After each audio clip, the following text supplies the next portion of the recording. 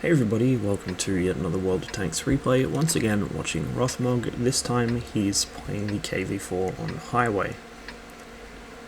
Now the KV-4 is an interesting tank. Back when it was first added to the game, it tended to be an all-destroying monster that many tanks could not pen.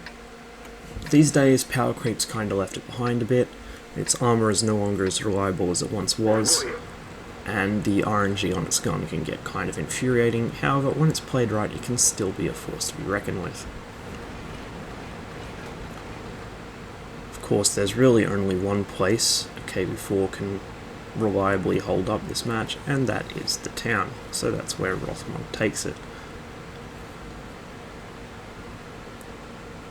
The majority of his team's heavies follow along, while the mediums and TDs spread out to the north.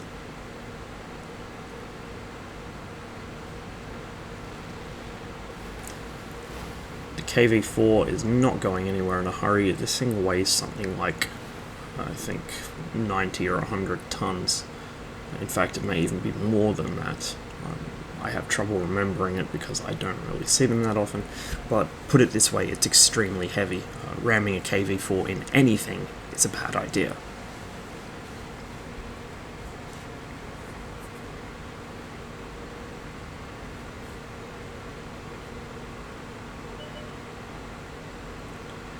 Enemy Pershing spotted already.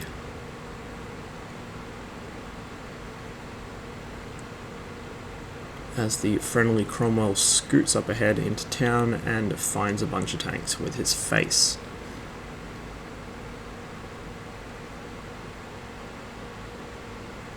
In case you were wondering how to play a Cromwell, that's not it. Anyway, Rothmog finally reaches the town, as do the other heavies along behind him, and he positions himself in this little courtyard here. This gives him a lot of cover and two potential firing positions, one facing to the east, one to the north. At the moment the east is where everything's happening, so that's where Rothmog heads. Gets a quick shot through the T-34 before backing off and moving into a slightly better position, side scraping.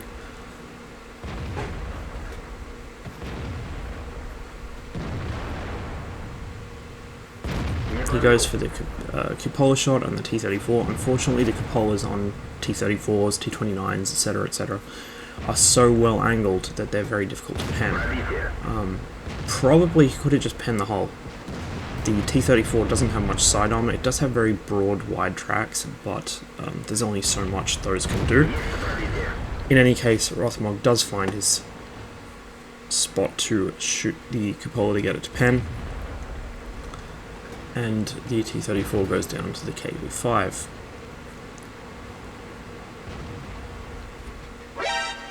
Rothmog rolls out and gets a shot into the Pershing while the T-29 is distracted, and then begins to focus towards it.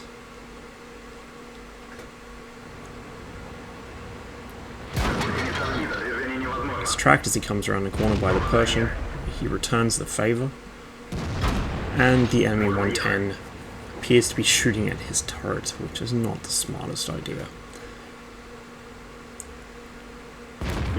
Gets a quick shot into the T-29. It looks like he was going for the track there, but he ended up getting a penning shot on the hull instead.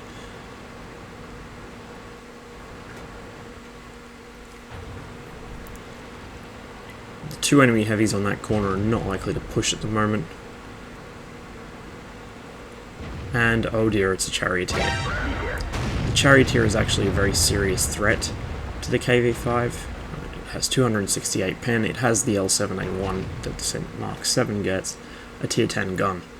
However, it looks like its shot ended up tracking its own teammate, Pershing, and so Rothmog was able to quite happily back up and deal with the Hellcat coming in behind him.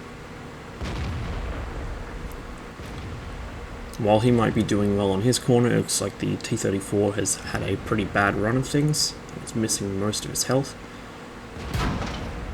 As Rothmog gets ready to deal with the Hellcat, the 110 and Pershing see their chance and begin to push. Quick shot into the 110 discourages it, while Rothmog tries to maneuver to put himself back into a side scrape. Now the Pershing bounces its second shot, as does the 110, and Rothmog is able to get a shot straight through the 110's cupola, while giving it bad angles for days. And this is what the KV-4 has become reliant on. Back in the old days it wasn't quite so heavily reliant on angles, but now you really need them to survive. Just the proliferation of high-pen guns and people shooting gold means that the KV-4's armor, while generally good, is no longer reliable. Rothmog pulls out to get a good shot into the back of that 110, and now begins to turn himself to deal with the Pershing and the Hellcat.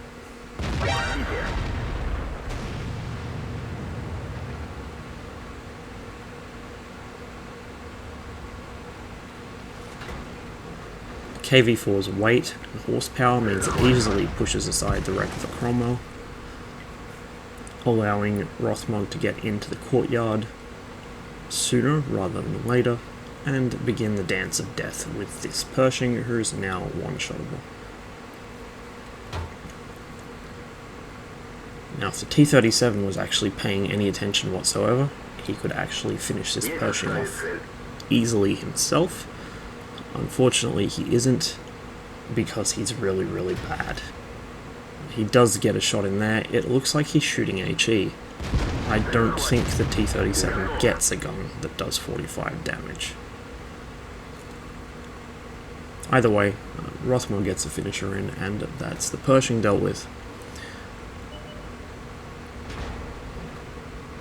He shoves his way out past the wreck of the enemy 110.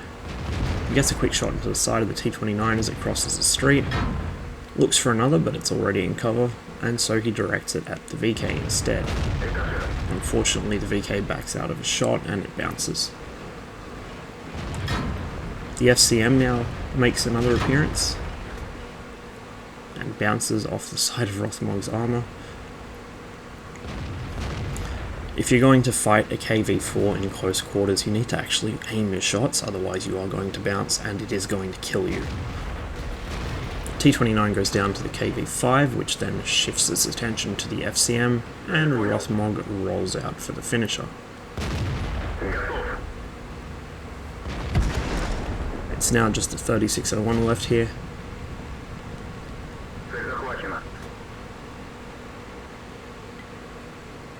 And the 3601 is easily for a KV-4.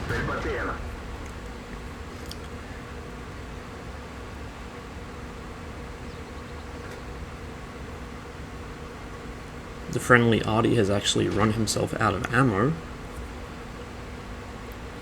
and meanwhile the remaining enemy tanks are beginning to push on the friendly base. Now there is a substantial amount of force there that could probably stop them without too much trouble, but never trust pubbies. In fact, most of the remaining tanks on that flank are terrible, so Rothmog decides to turn around and head back to his own base and defend it, since it's unlikely that he'll be needed to deal with the lone Tiger defending the enemy cap.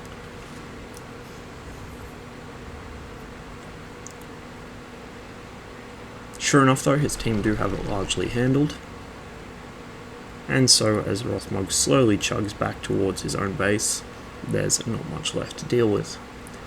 Just the bot stats Tiger 2, who gets handled roughly by the mediums, the E25 and the 12T. Rothmog gets a quick chance to shoot at the 12T, and gets a nice hit in,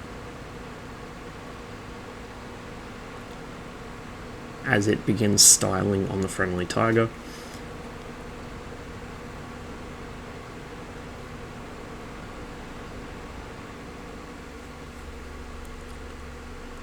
Second shot goes a bit wide.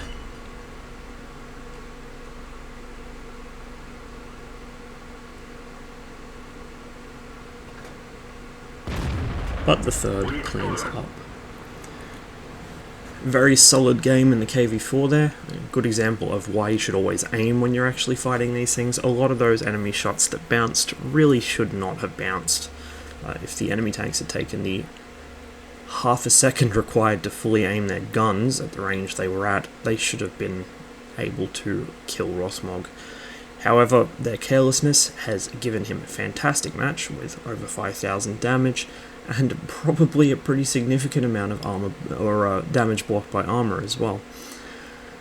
So the KV-4 doesn't always work out. I had some incredibly frustrating experiences in mine, but when it works really well. And I wish I had I wish I'd recorded the replay of it, but I remember many years ago, a long time ago, the first time I ever really saw KV-4 at work was watching Broseph play his KV-4 in a tier 10 match on Ruinberg, and he was actually able to clean up most of the enemy team single-handedly because they just couldn't pen his armor.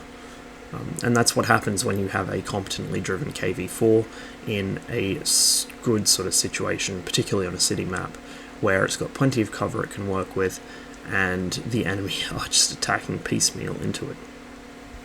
Anyway, hope you enjoyed the video. Thank you very much for watching, and thanks to Rothmog for sending these replays in. As ever, I wish you the best of luck in the field, and I'll see you on the next one.